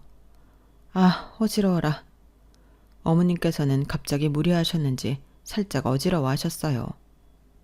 재빨리 어머님을 부축해드렸지만 오랜 기간 누워만 계셨던 탓에 많이 힘겨워하시더라고요. 내가 다 했던 거 안다. 의식은 잃었어도 다 듣고 다 느꼈다. 둘째 처년이 낯쓰러지고 심상치가 않다길래 이야기하는 것 좀 들어보려고 깨어난 건 일부러 말을 안 하고 있었는데 이렇게 빨리 진심을 듣게 될 줄은 나도 몰랐구나. 그동안 참 이상한 일이 많았는데 그래서 그런 거였다니 참. 어머님 아니에요. 오해세요. 저는 그런 뜻이 아니라. 시끄러워. 네 목소리는 이제 듣기도 싫다. 마음에 영 안 들었어도 가족이 되었으니 예쁘게 봐줘야지. 노력 참 많이 했었는데 결국 돌아온 게 이 모양 이 꼴이라니. 그놈의 재산이 뭐라고. 내 평생 재산 가지고 너한테 시달릴 걸 생각하니 너무 끔찍해서 재산은 첫째네로 다 물려줄 생각이다.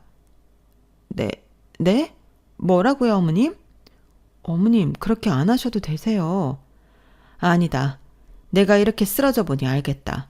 내가 어떻게 해야 하는지. 이제 나이가 있다 보니 또 어떻게 될지도 모르는데 나중에 우리가 잘못됐을 때 너희 형제들끼리 싸움 만들고 싶지 않다. 살아있을 때 확실히 정리를 해야지. 그때는 순전히 어머님께서 감정적인 상태라 하시는 말씀인 줄로만 알았고 동서도 마찬가지로 생각한 것 같았어요. 하지만 어머님은 정말로 몸이 회복되시는 대로 절차를 진행하셨어요. 그 사실을 알게 된 동서가 이성을 잃고 어머님 아버님께 대드는 사건까지 일어났고 그쯤 되니 서방님께서도 눈이 돌아가서는 동서에게 이혼을 선언하더라고요. 도저히 너랑은 못 살겠다. 엄마 아빠 말을 들었어야 했는데 너처럼 뻔뻔하고 억척스러운 여자랑은 이제 더 이상 못 살아. 동서는 결국 이혼을 당했고 아이를 키울 능력조차 없어 아이까지 뺏겼어요. 지금은 완전히 연락이 두절되어 어떻게 살고 있는지 소식조차 모르겠네요. 얼떨결에 그렇게 재산까지 물려받게 되었지만 그렇다고 어머님 아버님을 향한 제 마음과 태도는 변하지 않았어요. 재산 같은 건 처음부터 바라고 해드린 것도 아니었고 그저 어머님이 깨어나신 것만으로도 힘들었던 시간들이 보상받는 기분이었거든요. 어머님께서 깨어나셔서 제 손을 잡아주셨을 때 그동안 묵은 억울함이 모두 씻겨져 내려갔어요. 아무도 모르는 줄 알았던 제 마음을 딱 알아주셨다는 사실 하나만으로도 마음이 충만해지는 느낌이었어요. 누군가는 너무 손해보고 살지 말라 하지만 그때 깨달았어요. 저만의 방식으로 주변 사람들을 진심으로 대한다면 당장은 조금 손해일지라도 진심은 언젠가 돌아온다는 것을요. 동서는 그 단순한 진리도 깨닫지 못하고 오늘도 누군가에게 손해보지 않기 위해 멍청한 실수를 하고 있겠지만요. 부모님 모시고 잘 살아보겠습니다. 제 이야기 들어주셔서 감사합니다. 여러분들도 가족과 행복하시고 꽃길 걸으세요. 여러분, 사연 댓글에 응원과 현명한 조언 부탁드려요. 좋아요와 구독은 저에게 큰 힘이 됩니다. 오늘도 좋은 일 가득하세요.